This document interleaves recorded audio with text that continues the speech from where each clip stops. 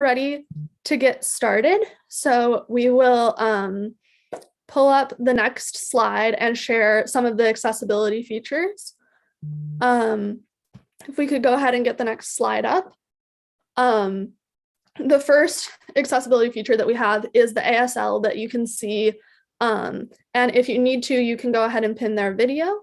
And along with that, we have captioning, which is located in the Zoom toolbar. You can click the toolbar and click the CC live transcript button on the right, and then click show subtitles. Or you can get the stream text link that is being posted in the chat. All of the links in the chat, with the exception of maybe one, should be posted by our friend Cami. And so if you see a link from Cami that says stream text, that's how you can get to those captions.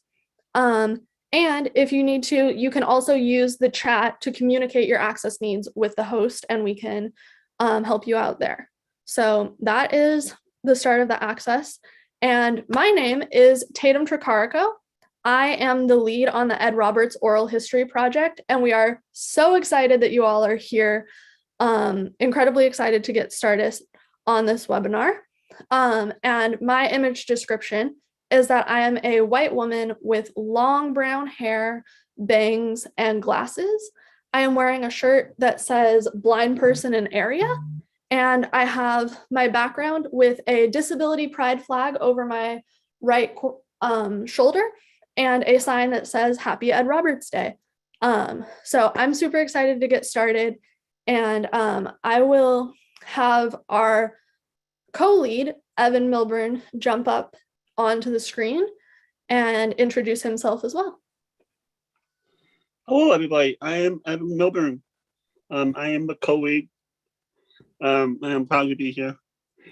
I do want to point out that we are aware of the captioning issue, and we are working on that. So please just bear with us.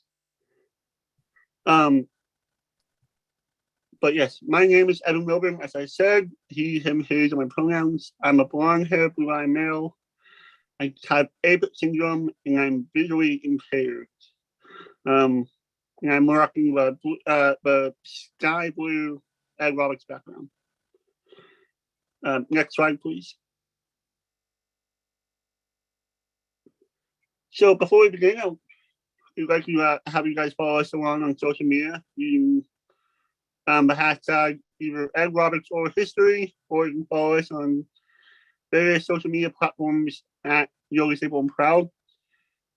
You can also follow us, Tatum and myself. We're pretty popular on social media. I just got my 360 follower, so I'm working up to Sam. So you can follow Tatum at blind_person_in_area, or Twitter at blind_person_area, all one word. And then you can follow me on Instagram at sir_white_knight_night_0701, or me on Twitter at evmeister_milburn. Next slide, please. So a little bit about what this project entails before we begin with festivities. If you don't know who Ed Roberts was, he was the father of the independent living movement. It started in a time when people with disabilities were often sent to institutions or they're casted off from society. Today, on January 23rd, we celebrate Ed Roberts' birthday, and we also call it Ed Roberts Day. So happy Ed Roberts Day and happy birthday, Ed. During the past year, we've had the privilege of collecting photos of Ed's life. We've interviewed his family, his friends, his coworkers, who helped tell the story of his star athlete who became a game changer for people with disabilities on a global level. Yeah, we are really excited to share with you this project tonight. It has been just an amazing honor to get to work with this. We've had about 20 interviews, which means that we've had 20 adults who knew Ed Roberts paired with about 20 youth who are disabled youth who are budding activists and people who are just joining the movement. And so we are so excited to have gotten to pair those people together. And I got to be on the background of so many of these interviews, and it was one of the highlights of my life. So I am really excited to share with you all our plan for the Ed Roberts Project. You'll tonight get to see a highlight video of all of the interviews that we did, and you'll get to hear from 3 amazing speakers, one of whom knew Ed Roberts and 2 of whom are youth on the project. And so we are super excited to share that with you. Our first speaker is going to be a woman named Joan Leone, who knew Ed Roberts when he was alive, and I will let her sort of introduce how that happened and how she knew him. But I invite Joan Leone up right now onto the screen to talk to you a little bit about Ed and his life. So she should be joining us in just a second here. Hi, Joan. Thank you so much for being on. Hi there, Tatum, and thank you for having me. I'm an 83-year-old white female with a hidden disability. I'm wearing a black turtleneck under a beige tweed shirt, and I wear glasses. Tonight they're black and turquoise, and I'm in my study in my home. And so, but anyway, I'm delighted to be with everybody today for Ed Roberts Day. And I want to start by saying that Ed's been on my mind quite a bit these days. One reason, because I'm helping to develop a film on his mom, Zona, who is now 101. And I'm also a board member of CIL. And so I'm one of the things I'm doing is I'm interviewing candidates for a new executive director. And, as I interview these people, I keep looking for someone like Ed, who has a vision for CIL in the future and the confidence to get us there. Also, I've been thinking a lot about CIL's 50th anniversary, and we are, and I've been looking at the possibility of us showing some old movies about Ed, and it's been a lot of fun.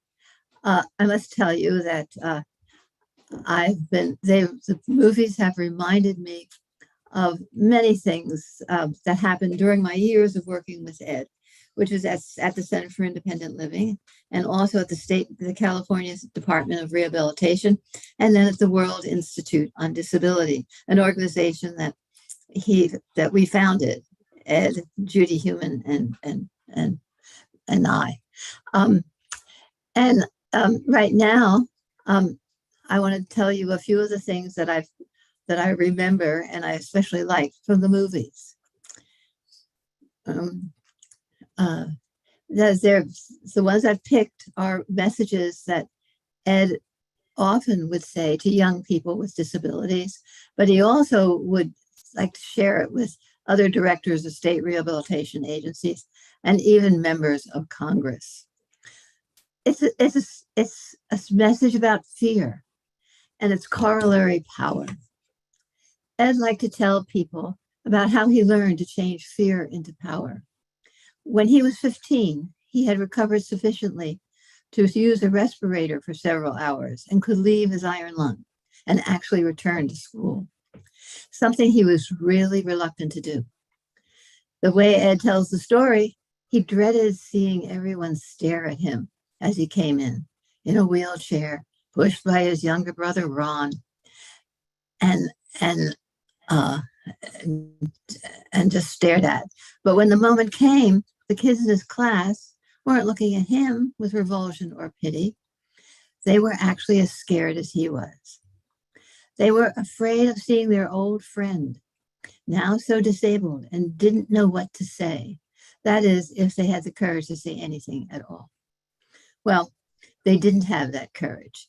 And Ed, spontaneously, with a bit of bravado, took the lead. He looked around and he realized that he has power, that he was a star and he was in control. Well, I don't think it happened quite so easily or quickly, But I do know that Ed always referred to that moment and how it showed him he had a power that he could use to control a social situation. It worked well for him, and it empowered him to walk into any office, meet any person, no matter how important, and to take the first word and not stop until he told them why he had come. Another message he often shared when talking with young people with disabilities was about the strengths that he gained from his peers, others with disabilities who shared many of the same experiences and goals. He talked about this in conjunction with his time as a student at Cal, University of California, Berkeley. The university had, against all odds, accepted Ed as a transfer student, probably because they didn't realize he needed an iron lung. But because of the lung, they decided they had to house him in the university hospital, alone except for an occasional sick student and the medical person on duty. Fortunately, Cal began to admit other severely disabled students, and several of those came to live in the hospital. They were a solid support group and called themselves the Quad Squad. As a result of their late night conversations, they were convinced that there was no reason for them to be in a hospital. All they needed were some services like attendant care, and they could live almost anywhere. Despite how sure they were of this, some say the the officials from the college felt very differently. But they persisted. And eventually, these same students were successful, and they made the impossible happen. The impossible was the university's physically disabled students program. On campus, a program that the students pushed for and achieved. It was called PDSP, and it was the precursor of CIL. But that's a story we'll save for another day. Ed always said there was nothing that could stop people with disabilities from gaining the independence they needed and wanted if they worked together. That's because we know from our life experience what we need, and it can be done, how it can be done well. Our strength comes from our numbers and our determination. Because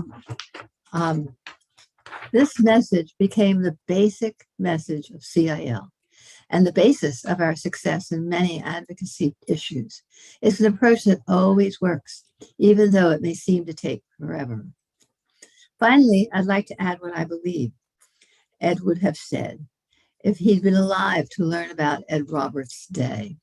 He would have told us that this is not an honor for him alone, but it's truly a celebration for all of us in the independent civil rights movement, because none of our gains would have happened by any one of us alone. It's the same message Ed said when he received his MacArthur Genius Award, and I know he believed it. So enjoy this day. He deserved it, and so do we. Thank you. Thank you so much, Joan. That was amazing to get to hear a little bit more about Ed's life and just who he was when he was alive. And yeah, thank you so much for that. It was a really just beautiful testament to who he was. And we are going to actually get to learn a little bit more about him right now. We're going to be watching the video now that was edited. The links to all of the videos will be shared, but all of the interviews were edited together by David Schlesinger. And so we are so grateful for you, David. And then this final highlight video was edited together by Ella Lake, who did an absolutely amazing job with it. And I am so excited for all of you to see the wonderful work that they did. So without further ado, we're going to get started with that video, and you are going to get a glimpse into what all of our last year has been working on with this project. And then if you're interested, you can go see the longer videos after you're done here. So here we go. Hi, my name is Tatum Tricarico, and I am a blind white woman with long brown hair and glasses. and I am the lead on the Ed Roberts project, and I am super excited for you all to watch the video. But before we start, I wanted to make sure that I gave you a brief image description. And if you would like a longer moment by moment image description, you can get access to that linked to this video. But for now, just know that the image description more broadly for this video is that we are going back and forth between Zoom screens with the interviewees who we are interviewing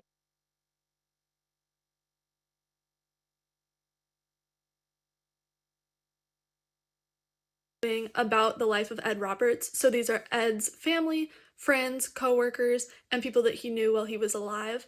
And it will be interspersed with pictures of Ed, who is a white man with brown hair and facial hair, who is in a wheelchair with a ventilator.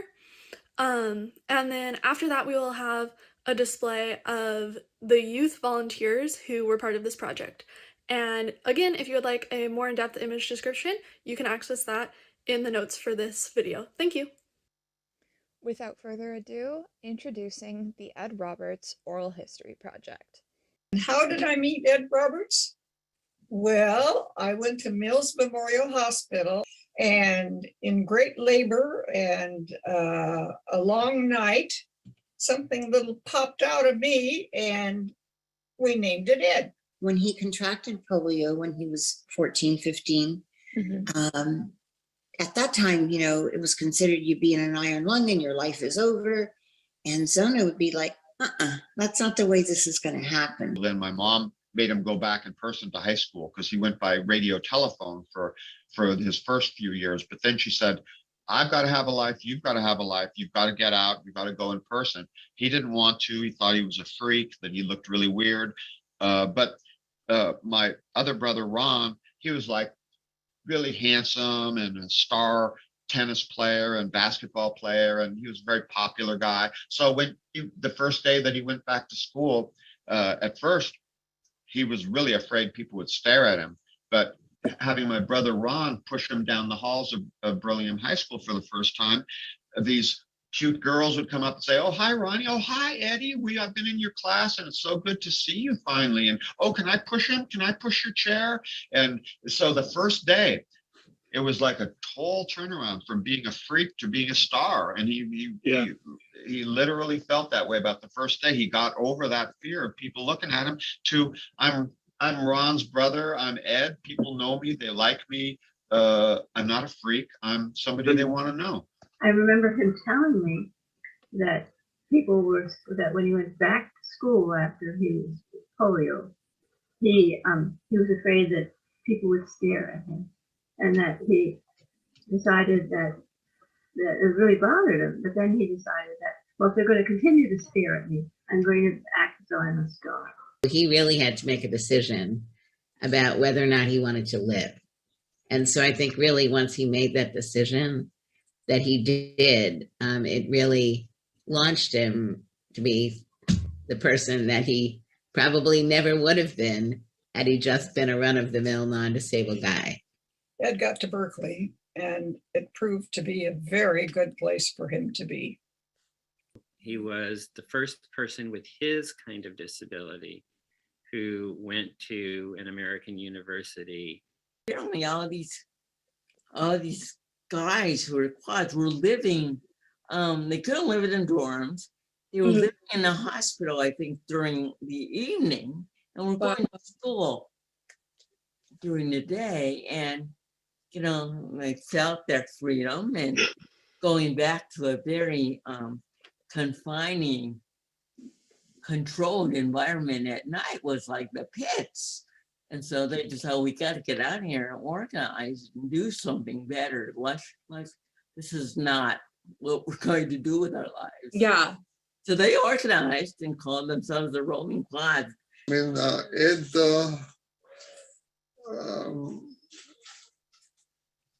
was influential in getting himself and other people, like, you know, the Rolling Quads, out of the what's it called? The hospital wing, on campus into the community. I turn to Ed and say, boy, that's great. And he says to me, not until we get attendant care. That, to my mind, is Ed Roberts. Right. It is that focus on what's important and how the world needs to change. He was not the first, but he was probably the first prominent director of Center for Independent Living. UC Berkeley's Physically Disabled Students Program, PDSP, later named the Disabled Students Program, preceded CIL and was the model, really direct overlay model on which CIL was based. From the outset, there has been a commitment to the principle that CIL would be an organization of and for all disability groups working together in coalition. And it was always a primary goal of independent living that people with disabilities would participate fully in the life of the community. In the summer of 1975, Ed held a reunion of the Quad Squad at Cowell Hospital on the UCB's campus. The Quad Squad was 4 people with spinal cord injuries who lived in the campus's hospitals as undergrads because they weren't allowed to live in the dorms. There are many reasons why living in a segregated environment is awful. However, hospitals do have private rooms. At the reunion, Ed encouraged us to find a partner in an empty space. Let's just say that party was fun and memorable. People often talk about CIL as an it, forgetting about the many people who've made the organization tick and the interplay between those people and the success of the movement. A friend of mine, Neil Jacobson, said, there's something going on in Berkeley and we should go up and see what's all happening up there. The day we met at UCB's campus, he invited me to his home to get high. Man.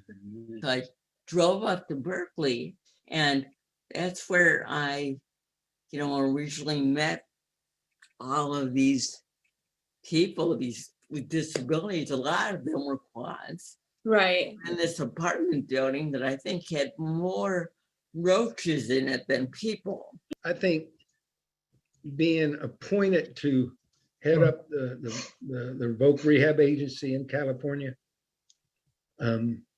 is one accomplishment, but the legacy is the fact that same agency denied him services earlier in his life, where they considered him too severely disabled to even be able to access their services. And the whole irony of him ultimately leading that same agency that denied him services kind of like, makes your head kind of go poof. And up until that time, the department really thought of itself as, an organization of non-disabled people who provided services to help those poor disabled folks. And there's still, an element of the department's mission, which is direct service, provision to people with disabilities. But when Ed became director, he kind of shifted the idea of what the department should be and added functions like the Independent Living Center program. He brought in a number of senior disabled people to serve in positions in the administration, which had never been done before. And he also very much was able to really jump in, much to the chagrin of counselors who weren't necessarily on the same page, really advancing the voices of disabled people and talking about how our lives and our vision for our lives shouldn't be limited. When he became the head of the vocational rehab department, I remember I wrote him a letter or a card saying, you are what you smoke. Dynamite. Sorry. Dynamite, because he used to say that, oh, I got some really good stuff. Real dynamite from Mexico. You got to try that. Rehab hall one day. Say, hey, we did it. I did it, Ed. We got the access standards in housing. He says, okay. His eyes were already calculating, and he put me to work on getting access standards into the California Building Code. And then a few years later, he moved back to Berkeley to start the World Institute on Disability. And he had gotten an award from the MacArthur Foundation as a genius in the work that he did. And he took that money and he put it into helping to start the World Institute. And this was meant to be a policy and research center for disabled professionals. There was a guy, actually, I can't remember his name, when I was at WID, who would come in about once a week, I think, and he would teach Ed how to do karate with his chair. And that was because, of course, Ed felt vulnerable in a lot of different situations. So he wanted to learn self-defense. When we went to the press club, Ed was speaking at the press club in Washington, D.C. And we were coming out, and some guy came up to me, and I were walking down the street, and he was obviously a little drunk, and he started to accost me. And Ed got his chair in there between this guy and me, and he started to move his foot pedal, and he said, I want you to know that I take karate, and you'll be in great trouble if you bother this young woman. And the guy left. Had trips to Japan with Ed because the Japanese government, some rehab thing, invited us. And then I had trips to to France with Ed, receiving an honor in France, and I went along with him. That Ed flew to Germany one year on Lufthansa airline, and he flew into Munich, but wanted to fly to Frankfurt. And the airlines said, well, no, we can't let you do that because you have this breathing device and it's not safe on the airplane. And he said, it's not oxygen, it's just a respirator using the air from the room. And they said, no, but we will take you to the hospital at the airport until you can make other plans. So he said, do you mind if I use a telephone? Oh, of course, of course. And so he called the Minister of Health in Germany and talked to him. And the next thing he knew, the airline staff came to him and said, please, we'd be so happy to take you on the plane. And I mean, that's the way he did things. I got him on Russian television, okay? And first, when they came, I said, well, there's Ed Roberts. He's the head of our the World Institute on Disability. They said, well, you don't expect us to interview him. How can we interview him? You know, because he had his respirator. And I said, well, you're not going to interview me. Of course you can interview him. So they interviewed him. And one thing he said that I loved was he said, I really don't want the babushkas, that's the older women, okay, to feel sorry for me. There's no reason to feel sorry for me. And there's no reason that people with disabilities can't have the same rights as everybody else. But, you know, he did it with humor. When he died, there were 800 to 1,000 people at his memorial service in the basketball Harmon Gymnasium. 2 people from Russia came up to me, 2 people with disabilities came up to me and told me what my brother had meant to them. It meant that he was their savior, their rescuer. They didn't know anything, that they could have anything other than a horrible shut up existence. And here they were traveling halfway around the world to be at his memorial service. I think one of the powerful things about Ed is he enabled people, regardless of their age, to go beyond what they thought. And Ed knew this. I mean, Ed knew that, when people first engaged with him, because he could really only move one finger, that he was completely disarming them. If they would engage with him, and he would pull them in with his eyes and his smile, they would have great discussions. Motivating, which is how I think people with disabilities felt about him. I mean, they would meet him and they really felt motivated to affect change.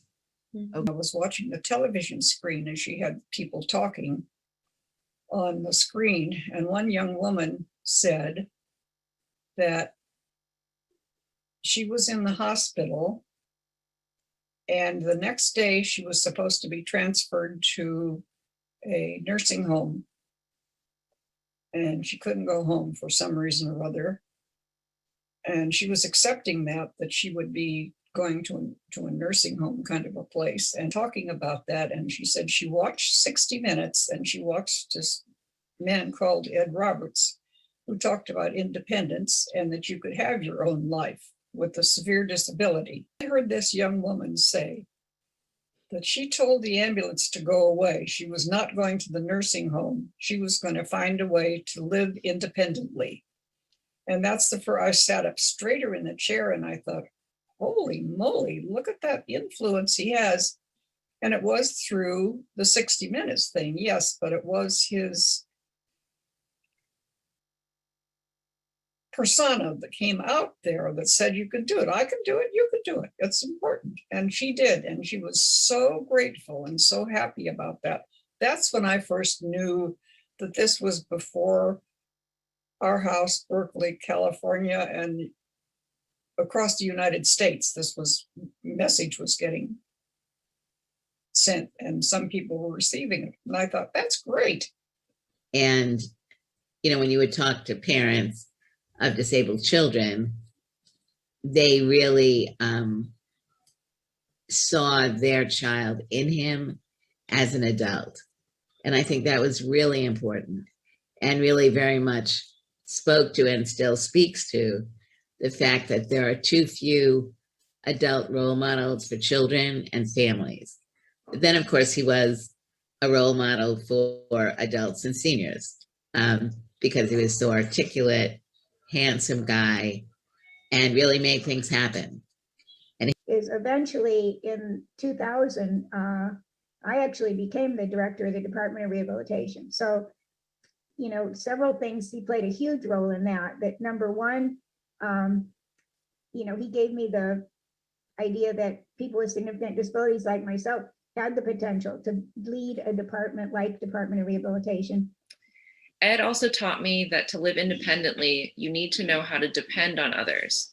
Being proud of oneself and one's community is critical to living independently. He was very proactive in his words. He was very much trying to make a personal connection with any individual. By the time I met him, Ed was in his early 50s, I guess, when we met. And he was literally always late for meetings. And there were two reasons for that. One was he had to get up really early in order to go out because of all the things he had to do to get ready. Mm-hmm. But the other thing is, if he saw somebody with a visible disability on the street and he didn't know them, he'd stop and talk to them.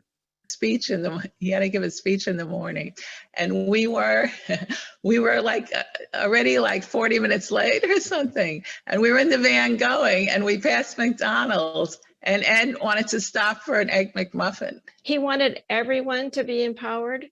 He wasn't like he was trying to take power for himself and take it away from other people. He wanted everybody around him to be empowered. He had a great sense of humor. We all know his thing about, I'm the vegetable in the room today, I'm an artichoke, so he used humor a lot in talking about disability, which was great. The image when I think of that is of looking over his shoulder. He's always trying to throw his head back further so he could see around the corner of his wheelchair and smiling. He was always smiling. Ed was always a fiery, well-spoken guy, lying almost entirely prone in a powered wheelchair with a tube in or near his mouth. That he said often, but it was in that interview, which is everyone, no exceptions, everyone has something to offer. Thank you to Mark and Zona Roberts, Lillian Gonzalez-Brown, Steve Brown, Catherine Campisi, Anthony Tessler, June Kales, Be Human, Joan Leone, Holland DeLille, Mark Johnson, Neil Jacobson, Pam Mendelson, Ralph Black, Adolf Ratzka, Valerie Vavona, Ken Stein, Bruce Curtis, and Janice Hagen for their contribution to the Ed Roberts Oral History Project. Thank you to the following youth volunteers: Hi, my name is Olivia. I'm Cami Marble. My name is Abby Teasdale. My name is Sarit Kahana. My name is Rose Donahue. My name is Alexia. My name is Fernando Olivares. My name is Angela. Hi, my name is Ian. I'm Melbourne. Hi, I'm Ashlyn. My name is Yana Rodriguez. My name is Leanne Lipas. My name is Carrie Candeloro. My name is Ella Lake. I'm Dasha. Hi, I'm Ashley. Hi, my name is Mariana. My name is Tatum Tricarico. Lead editor, Ella Lake. Assistant editors, Nicholas Reed and Leanne Cook. Interview editor, David Schlesinger. Captioner, Corinna Pullen. Yo Disabled and Proud leaders, Tatum Tricarico, Evan Milburn, and Cameron Marble. Center for Independent Living California staff, Christina Mills, Megan Cadell, Cameron Moore, Jessica Riestra, Russell Rawlings, and Dan Okenfuss.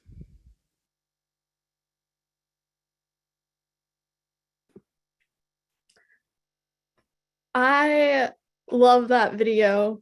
And as you can maybe tell, I tear up every time I've watched it so far.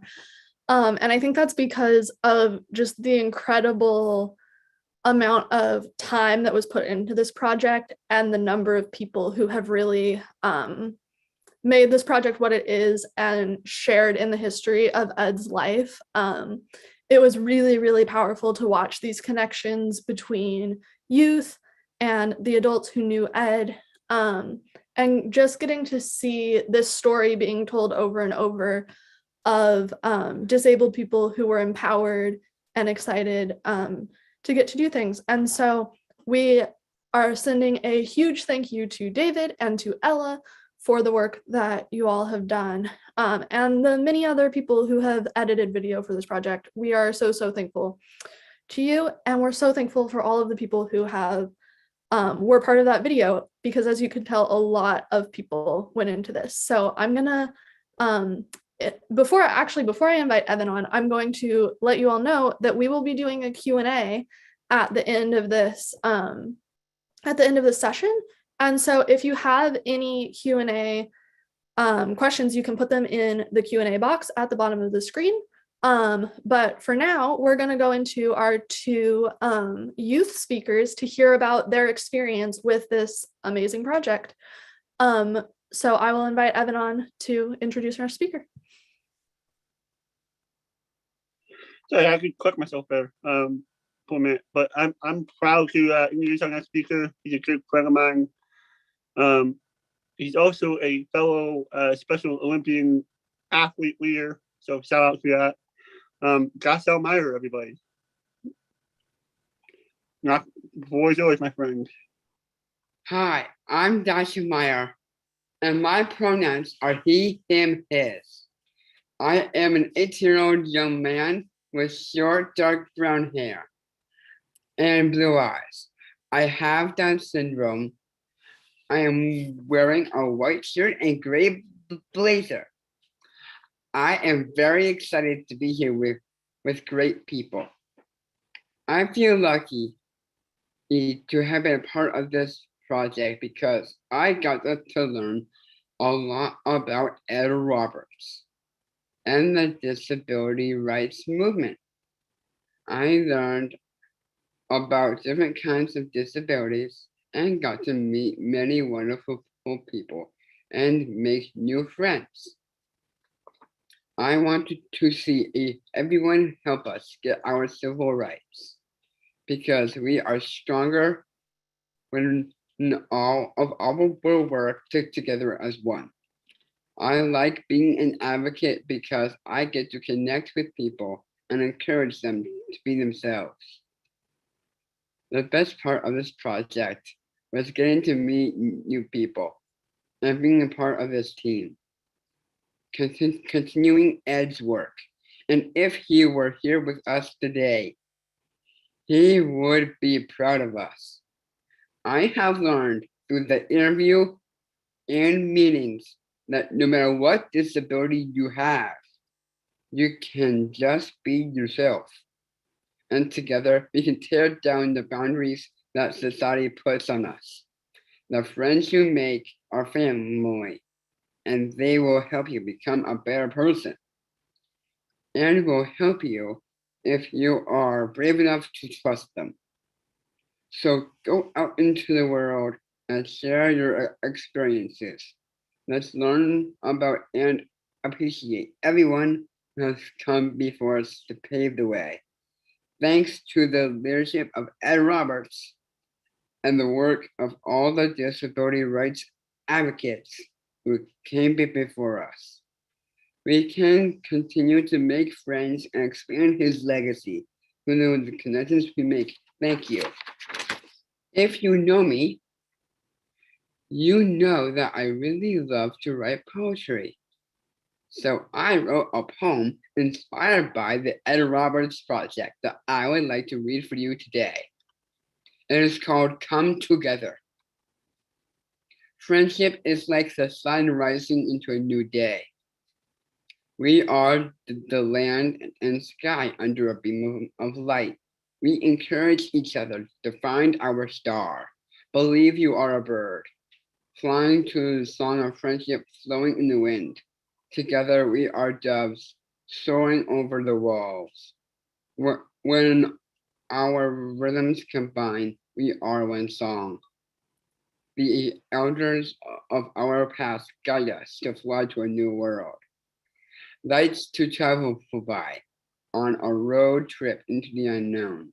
Together we can shape our experiences and to express ourselves, dreaming wonderful feelings of colors of hope, while enlightenment sings a tune of freedom for everyone to hear.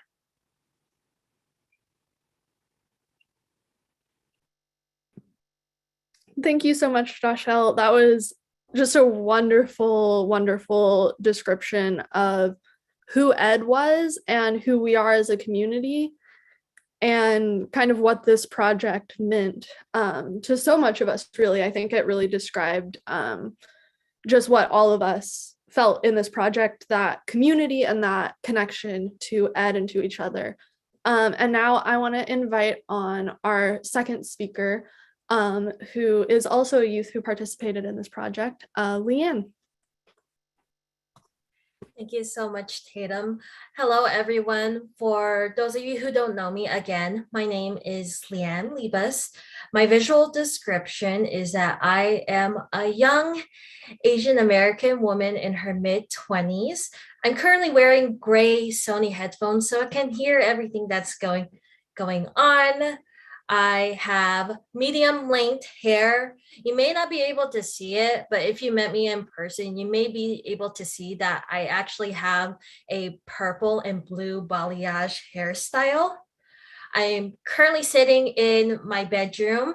On my left, I have my bed right behind me, and now my dog has decided to join me in this event. Her name's Daisy. She's a white and brown Maltese Shih Tzu mix. She's 13 years old. She's technically my unofficial emotional support dog. And on my right, I have a brown drawer filled with all my clothes, and in the background behind me, my bedroom is a light teal color. My pronouns are she, hers. I feel so honored to be one of the performers here, and To commemorate Ed Roberts Day, I decided that I'm going to do a spoken word piece. Ed Roberts. How can I describe him when I haven't met him? I first learned about him from a little program y'all may know, the Youth Leadership Forum for Students with Disabilities, also known as YLF. I learned more about him through my interview for the Oral History Project. He was responsible for creating student support services for disabled students throughout the US, which is something I and many others will not take for granted. He was at the forefront of the disability rights movement. At one point, he became the executive director for the Department of Rehab. Beyond all that, he was more than just an activist fighting for the rights of the disenfranchised, the unappreciated. He was a son, friend, father. Although he got serious and took care of business, he would always find time to joke around and live life. He was human. I was a young know-it-all teen who only cared about how people perceived her and how to crush their perceptions by overcompensating to satisfy people's expectations, more or less her own expectations. Learning his story and the disability rights movement stopped me in my tracks. I was at a point in my life where I disavowed myself from any labels that would emphasize how different I was. He was unapologetically himself, which was and still is something I admired. What have I concluded from my experience learning about Ed? Let me guess. You're probably going to say there is more work that needs to be done. Honestly, I'm not surprised because I've heard this answer several times. No disrespect, but the answer is repetitive to the point where I can guess when a person will say this. Then again, I am guilty of providing that response. Look, I get what you mean, but if we have more work to do, where do we go from here? Where do we start? His story was deeply embedded in my mind. When I attended the Association of Programs for Rural Independent Living Youth Conference, one of the presenters asked, "Who's Ed Roberts?" Out of all the youth, I decided to raise my hand and spit out the facts, just like the autistic I am who can spit out facts for hours on end about a special interest. After I finished, people were impressed, yet I was taken aback. Yes, I made a good impression with everyone due to my knowledge. However, I was the only youth who had a plethora of information, which the other youths should have known. I hope it's different now that there are more youths who know the answer to this question. Years later, I think to myself, if Ed was still alive and we met, what would he say? What would he tell us? What is a legacy? Is it something to create or to fulfill? When I became an advocate, I constantly faced these existential questions. Am I doing enough? Am I not doing enough? These activists and advocates done a lot when they were my age. I feel these expectations climbing up to the highest peak in my mind. They're like vultures flying around to consume the meat inside. What will the founding fathers and mothers say? What will my lolos and lolas say? Will they be proud of me or will they be turned out by my misguided ways? I want to do well. I don't want to fail. I want to be real. I don't want to be fake. Wait. I must stop and breathe before my anxiety gets the best of me. I realize there is this community who's helping me succeed. They will help me when I fall so I can get back up and try again. If someone judges me, they are taking their own self-doubts and projecting them towards me. I can try to do this alone, but what is that gonna get me? Is it going to help me achieve these ambitious dreams and goals? Am I going to prove to those who think I dream too big to the point where I will perish and resign? I can only do this on my own for a certain amount of time.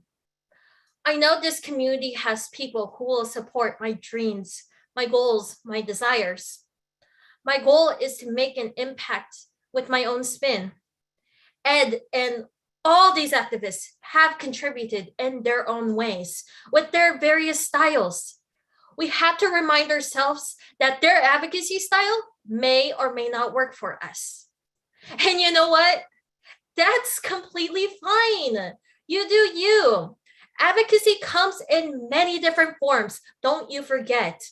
We can have our own interests, but we'll still be connected no matter where you stand with your identity and your truth. So, who was Ed Roberts? Ed was someone who wanted better, someone who needed to be heard and appreciated, someone who was persistent, a flame who could not be tamed. Like him, we can achieve the same. While his contributions were great, we must remember who he was as a person, what his personality was like, and how it made him become the activist we know today. Who lives, who dies, who tells your story? Hamilton was right. Although he's not here physically, there are people here who have interacted with him, who can add context and correct any discrepancies.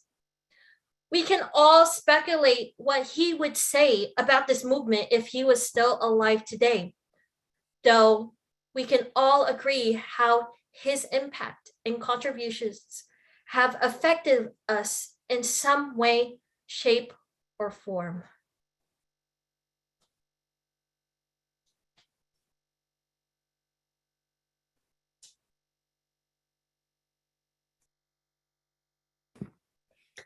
Thank you so much, Leanne. That was lovely. And just so good to hear the power and the just excitement that you had for Ed Roberts and his life. So now as we pull up Evan and Cami, we are going to start our Q&A here in just a second. So if you all could take a second to type your questions in the question box at the bottom of your screen, that would be lovely. And we can get a couple questions here from me and Evan and Cami. And I think we will also be able to invite Joan Leone back on if you have some questions about Ed's life as well. So. Hello, everyone. I'm going to give my quick image description since I haven't been on yet. My name is Cami Marble. My pronouns are she, her, hers. I am a white woman with short brown hair, and I am wearing round blue glasses and a light blue shirt that actually has a Judy Heumann quote on it. It says, "I want to see feisty disabled people change the world." So that's fun. And I have the Ed Roberts oral history background behind me that has a picture of Ed Roberts in one corner and the Yo Disabled and Proud logo in the other corner. And I am going to go ahead and read our first question from Denise Necochea for Tatum, Evan, and I to answer. So she says, "My first question is in regards to the capacity of the Yo Disabled and Proud and other affiliates to bring the story of Ed Roberts to youth and teens today. All youth, disabled and non-disabled, would benefit from knowing, studying, and understanding disability history. Are there any plans to bring the project to youth across America? If so, describe, and if not, what are the barriers?" Evan, do you want to jump in? Do you want me to jump in? How about you go first? I definitely want to. I think that we are going to be documenting this project. We already have it documented on YouTube and on in like a couple other places, I think. And so that's kind of our first step, is just to make sure that everything is kind of documented together. And then the goal is that it'll be sent out, I think, to different I don't know, just different groups of people. I don't think we have a completely set plan for that yet. We're just kind of getting it in motion here, but that would definitely be the goal, because all of this, I don't know, all of this would be really sad to just let it fall away. So I think my ultimate hope for it is that eventually it becomes part of a curriculum in schools to teach about disability history, but that is maybe a little ways down the line. And I think already how the project has been structured, we have had youth nationally and I think internationally that Yes, were on the internationally. project conducting interviews, which is obviously a small subset of youth. But to start with, we've already reached some youth across the country. Yeah. It actually blew my mind. This project has blown my mind from day one. Just with the amount of people we've reached, not only here, but like one of my editors is from Canada. One of our youth was living in Spain, but she's from Colombia. Like one of the couple of the people we interviewed were in Europe. It's mind-boggling to me how big the world can seem at times, but also to bring it back to that old song that we all probably hate because of Disney. It really is a small world, just because it's like we're all connected in this way. It's kind of, that's what I love about this community, that we're all kind of connected. Yeah, I love it. Cami, do you want to read, or someone want to read the next question? Sure, I can take another question. This is from the Q&A, and someone asked, how long did it take to interview everyone? And what is one thing that you took away from the interviews? And I think maybe Tatum, you can ask, or you can rather answer the length of this project, how long we've been working on it, and then maybe each of us could give an answer of something we've taken away. Yeah. So we've been working on it since January of last year.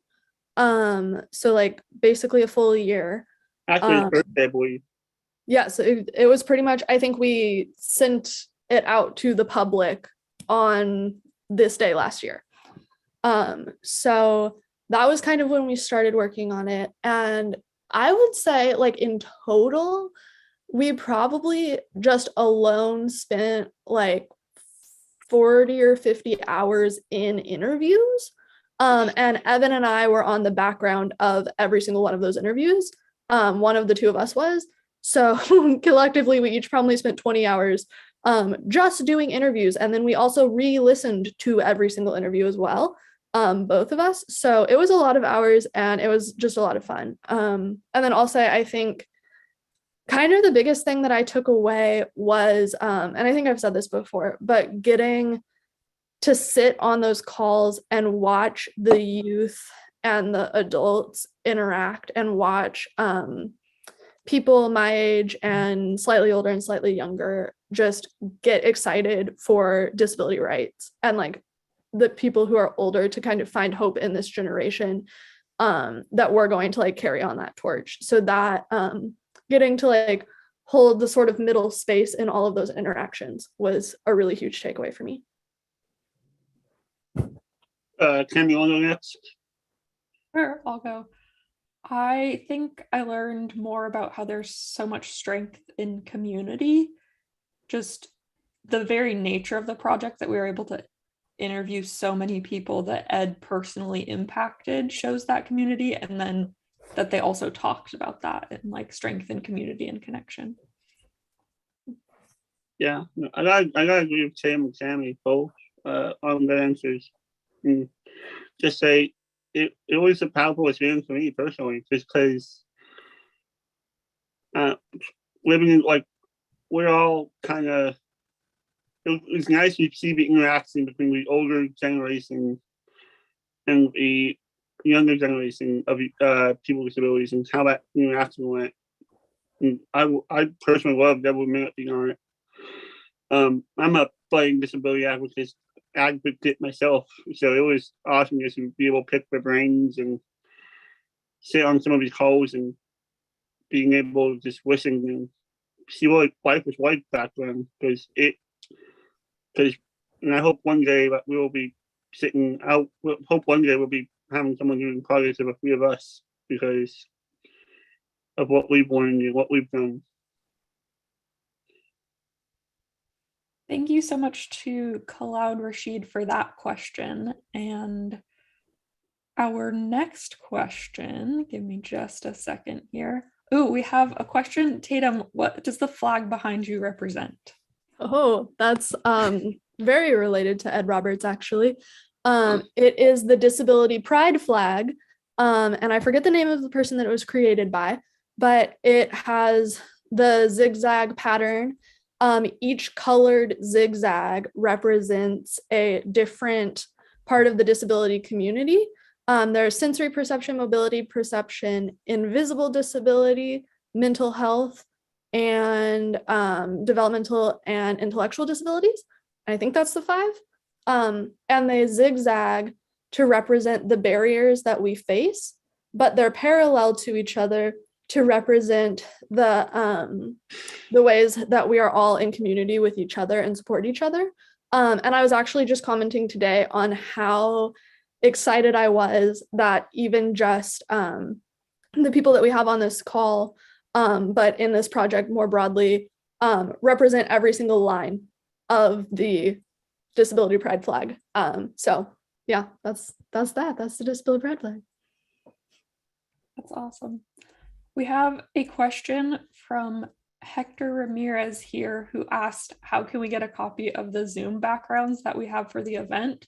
And I think this would be an awesome time to shout out Cameron, who created these backgrounds and all of our graphics. Cameron. Yes, the other Cameron, not me, Cameron, another Cameron. And Cameron Moore. And I am wondering, Cameron, if we can either send these out via the emails that we have, at least Hector, we can send one to you, or maybe we can post it on our social media, but we will find a way to get you these cool backgrounds. And let's see. We have a question, Evan, I think you can answer this question. Someone asked, in the video, someone mentioned a quote that Ed Roberts said about being an artichoke. What was that reference? Oh, shoot. I think do you know that reference, Evan? Tatum, do you know the reference? I know the reference, like vaguely, but Cam can back me up too. Yeah, I have it. I actually can pull it up right now. But I believe I believe yes, he was asked what vegetable can it be, and every day, and I believe he responded with artichoke because he's soft and quickly on the outside and soft and fuzzy on the inside. Am I right? Yes, because more or less, yes, because disabled people, especially those who are quadriplegic, often get referred to as vegetables. And so Ed said that if he wants to be a vegetable, he's going to be an artichoke because, like you said, prickly on the outside with a soft heart. And so that is his little happy quote there.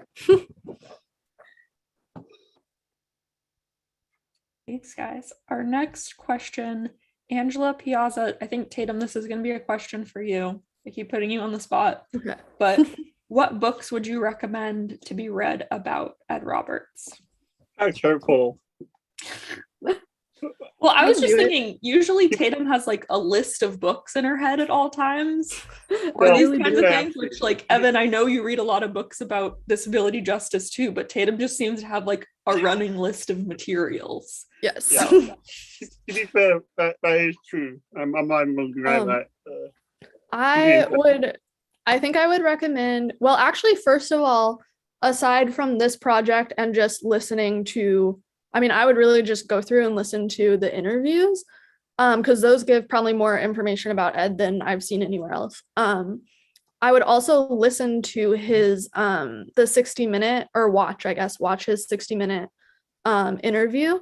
And then I think Judy Human's book, Being Human, goes into a little bit of Ed. And I also think that what is it called? The Disability History of the United States would also go into some of the more in-depth history of it.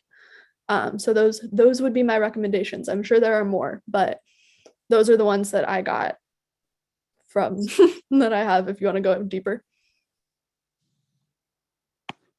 No, I have a couple more to add.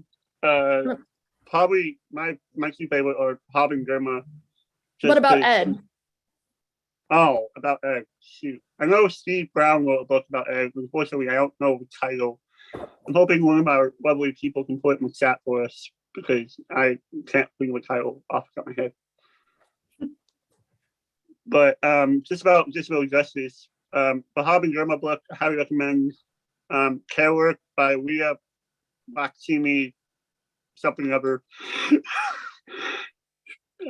It's also a good one.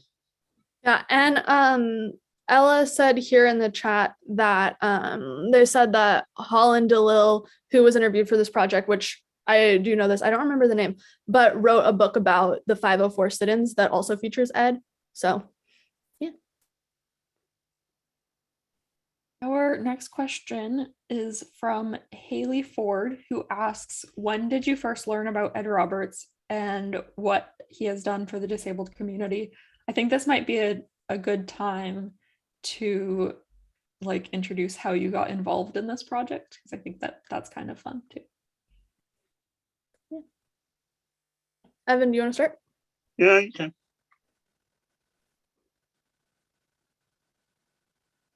Hello? Are you starting? No, you are. Okay. So I heard about Ed significantly later than I wish that I would have. I grew up in and out of the special education program, and I'm actually very surprised and kind of sad that I didn't learn about Ed sooner. But I learned about him a couple, maybe like 2.5 years ago, 3 years ago at this point. And then I studied him more in depth in a couple of classes and for my senior honors project. And then I actually was talking to my cousin Megan about the excitement that I had for disability history, and she said, well, you can join this team because she works for the California Federation of Independent Living Centers. So thank you, Megan, for that. And Evan, Cami, one of you guys can go now. Cami, I think you're up. So I think, I don't know when I first heard about Ed Roberts. I have been Tatum's friend and roommate for a period of time. And I think at some point in that, I think maybe when she started on the Ed Roberts project, which is kind of embarrassing because that's only like last year that I heard about Ed Roberts, and that feels kind of sad. But I think when she started on the project, she told me about Ed Roberts, and I've learned more and more throughout the time on the project. What about you, Evan? I have an interesting story of how I kind of got to know in the first place. If for those of you who don't know, I am the oldest statesman, not only literally, but I've also been the longest of the three of us. I've been there for 2 years, unofficially speaking. I actually joined originally through the Commission on Disabilities in my county. Angela Piazza, who's in the audience with us, I believe Rita Navarro was on there all the time, some others got me on there. And then from there, I met Ben McMullen, who's unfortunately can't make it tonight. And I got a job at a local independent living center. And that's how I kind of got connected with Yo, was through the local independent living center. Shout out CID, Center for Independent Living, Center for Independence of Individuals with Disabilities in San Mateo. Yes, that is a mouthful. But I really loved interviewing them. We really loved being an intern for them, and then became a Yo volunteer and have loved it ever since. So that's kind of when I found out about Ed. And like I admit, I'd grown up, I wasn't tired about Ed. I wasn't like I knew about Hob and Grandma. I knew a little bit about City Human, but nothing about Ed until two years ago, actually. I also just want to pop in really quick and add that we have a couple more books about Ed. The one by Holland DeLille is Becoming Real in 24 Days. And there is also a children's book called Ed Roberts, the Father of Disability Rights by Diana Carson. And was also Ed Roberts' Wheelchair Genius by Steve Brown, who was, I believe, featured on our interview. He was one of my interviewers. We also have some comments that interviews with Ed and others can be found at the UC Berkeley Library. And there's information about Ed's life, his family on the website for the Minnesota Governor's Counselor on Developmental Disabilities. And if you give us just a few minutes, we can compile a list of these books that we've said and throw that in the chat. Yes. Okay. Our next question. And I think this might be our last question. Okay. Let me pick a good one then. Our last question, and I think this is a good question as kind of a wrap up. We've had a couple of people ask this. How do you plan on continuing Ed's work moving forward? Evan, why don't you start us off? Hopefully by being an advocate in some profession. Right now I'm currently in school, well, taking a semester off, but I am currently in school trying to become a disability advocate. So this is kind of like step one of my career, my long career path, as you will. But personally, it's just something I've worked, like, if you guys don't know me, I've worked had this dream since probably 7th grade when a teacher of mine told me I could do a PowerPoint on my disability, which is Apert syndrome, which at that time was very, very uncommon.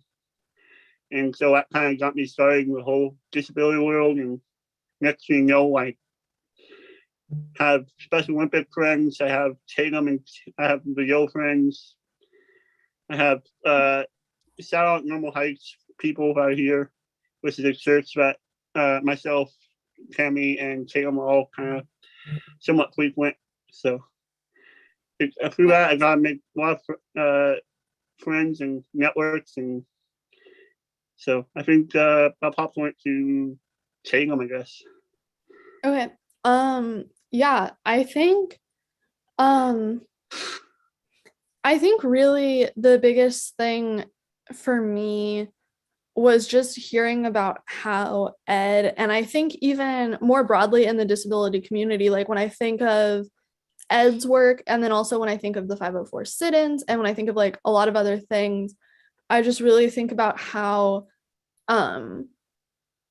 they chose to listen to like every single person, and how they chose to like let every single person be a part of what they were doing, and like making sure that everyone was heard and that everyone was both cared for and empowered to like do this work. And so I think probably a big role in my life is going to be just empowering people to do this work. And I would love to do some more sort of organizing work like I did for this project. I don't know exactly what that'll entail, but I think that I will just continue this sort of organizing work with that in mind, of the fact that disability is so intersectional, and that every disabled person who has every different type of disability and every identity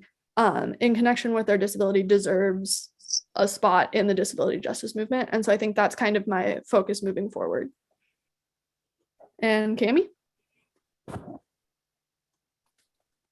think I want to continue learning more about disability history and culture and connecting that as I move forward, because like taking that as I move forward, because a lot of the work I've done has been personal or personal advocacy or helping friends around me, and I want to kind of make that bigger. So I think we are ready to move on to our giveaway. Is that right? Yes, we are. Before I do that, I'm going to bring on Jessica to say a few words. For sure. Hello, everyone. My name is Jessica Riestra, and my pronouns are she, her, hers. I am the youth organizer with CFILC, a little bit into just who I am. Going into my image description is that I am a brown Latinx woman with short, dark brown hair, brown eyes, and I'm wearing silver glasses and a white shirt. I just came in to state that throughout this whole presentation, we expressed our gratitude towards everyone that participated in this project. However, I want to deeply congratulate our hosts, Evan Milburn and Tatum Chikara, because they've done such an amazing job. It's And important to and Cami, but like I know that y'all led it, so I really want to express everything that y'all put into it. As they mentioned, it's been a whole year of working hard by being able to have multiple participants join in. They did more than 20 interviews. They were able to get so many youth participants into this project. They were able to help make corrections when it came towards like the interviews. They were able to put like their heart and soul into this project of like being able to offer their support, helping with citing stuff and so on. And I really wanted to take that time towards personally thanking them for everything that they did, because it's really astonishing knowing to young people who go to school and are able to put like so many hours of work onto this project. This event was such a success because of the both of you, and both of you having the capacity to like really step up and being able to make this your big baby throughout this past year. You are amazing leaders. We are so deeply proud of all three of you, but like I really wanted to say, especially Tim and Evan, because y'all put so much into this. So really do know from the bottom of my heart how grateful I am for everything that you did, and know that we are all very grateful towards all the work both of you put onto this project. And that's pretty much it. So I just wanted to say a few words. Thank you. We appreciate that, and we're very surprised. So thank you so much. And now I think we are moving into we are going to move into our giveaway. So if we want to pull up that picture of our poster, here is our awesome Ed Roberts Day poster. It is a multicolored design with large white sans serif font in the center that reads "Yo Disabled and Proud, Ed Roberts Day, January 23rd, 2022. And the Yo Disabled and Proud logo and CFILC logo are on either sides of the date. Above that is a black and white photo of Ed Roberts, who is a white disabled man in a wheelchair. And next to him in the photo, a man is holding a sign that says "Civil Rights for Disabled." Below the photo of Ed is his quote, which reads, "Our strength is in our unity, and our strength is in our righteousness, because this is a cause that we have all invested our life in." In the background of the poster, there are graphics of sound waves in shades of orange, blue, and green. And all around the poster are black and white photos of people who are involved with the project. And so now, without further ado, our giveaway winners. Our first winner won a Yo Disabled and Proud backpack, and all of our winners will be contacted via the email that they registered with by CFILC staff tomorrow. So our first winner is V Navarro. Congratulations, you won a backpack. Our next two winners each won a poster. So Jay Deshevsky and Sandy Demery each won a poster. Congratulations. Yay, congratulations.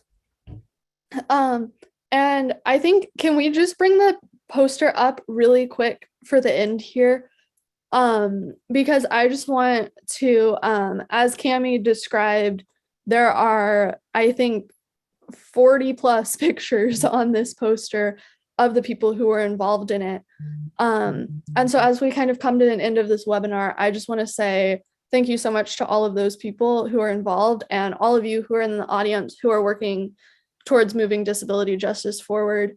I know that Ed is a huge person in this movement, and I think we are all building up to that and carrying on his legacy. And so I wish you all a very happy Ed Roberts Day. And I just hope that we remember, like he said, that our strength is in our unity and our strength is in our righteousness, because this is a cause that we have devoted and invested our lives in. And I think that every single one of the people on this poster and every single one of us here has invested our lives in this cause. So I thank you all so much for celebrating with me and celebrating this documentation of disability history and just the power that that has had. And so sending out all the love and the happiness on Ed Roberts Day, and wishing you a very happy Ed Roberts Day, and hoping that we will continue moving his legacy forward. Thank you all so much for joining.